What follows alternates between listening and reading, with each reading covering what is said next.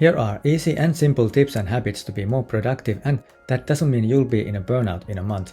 Instead, there's a good balance in life, happiness and meaningfulness, and you'll maximize your expensive investments on laptops and all those tools you might have.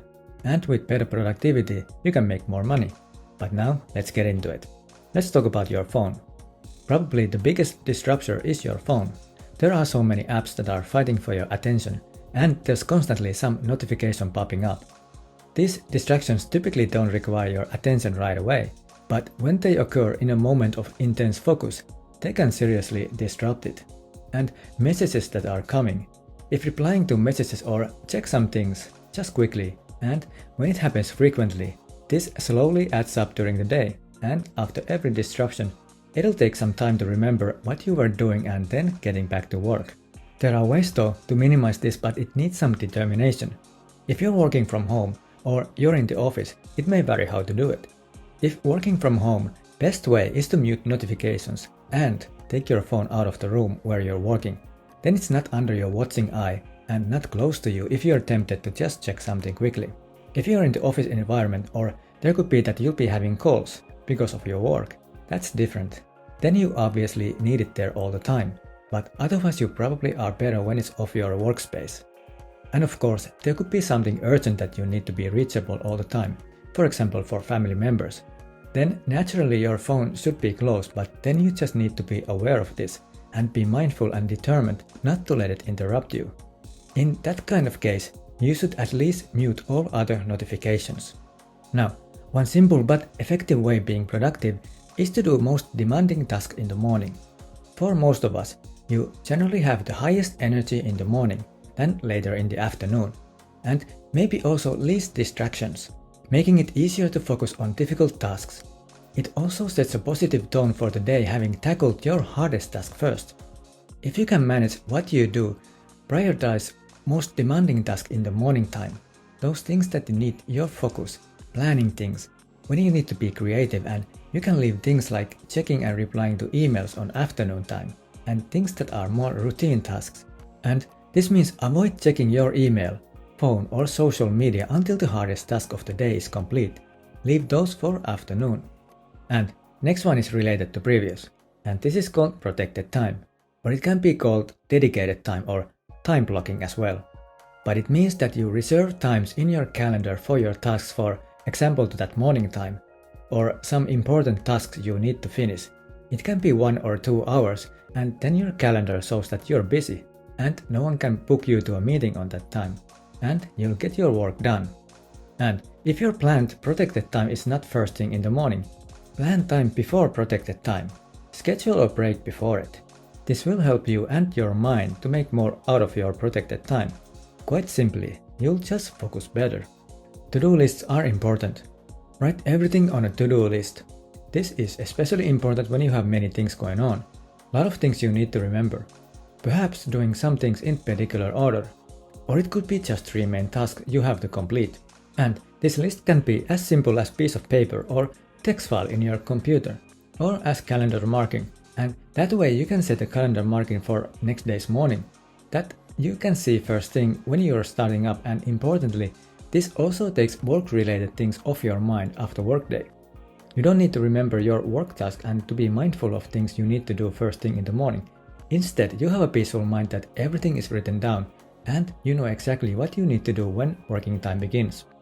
There's a limit to how long anybody can devote deep focus to a task. Small breaks during your day are important, no matter how busy you are. And this should be every hour, minimum just a few minutes of not thinking your work, just something else, and stretch your legs. Have some walking, maybe a cup of coffee or tea.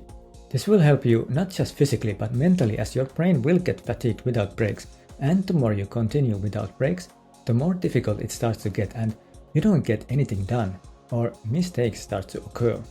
Schedule breaks frequently, even during the busiest days. You'll return to your work refreshed, both mentally and physically, and ready to be even more productive. Break one big task and deadline to a smaller task and mini deadlines. So mini deadlines are the smaller deadlines leading up to a big deadline.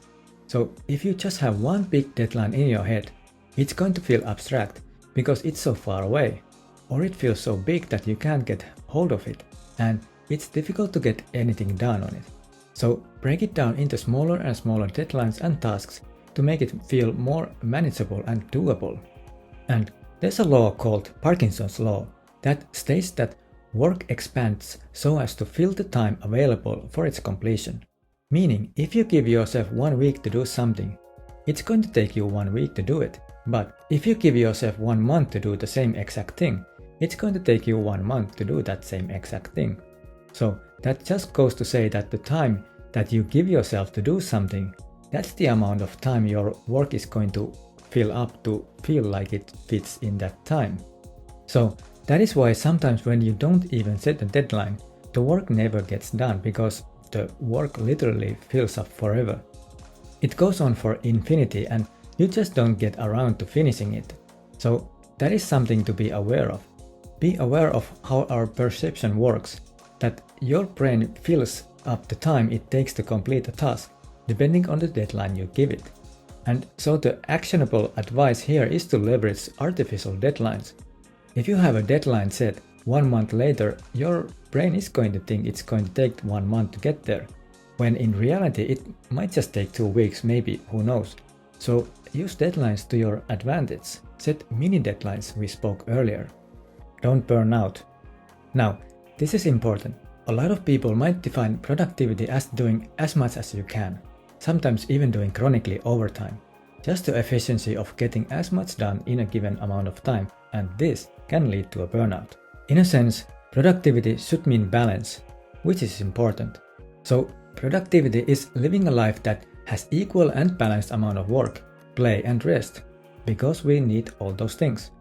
Basically, what's really important is having the awareness of what you need at any given moment, and then giving yourself what you need at any given moment. So, for example, if you have been working really hard and you're super tired and exhausted, the productive thing is to rest, because you need to rest if you're exhausted, and important to be satisfied of your accomplishment at the end of the day. There shouldn't be a chronic dissatisfaction after every day, no matter how workaholic person might be.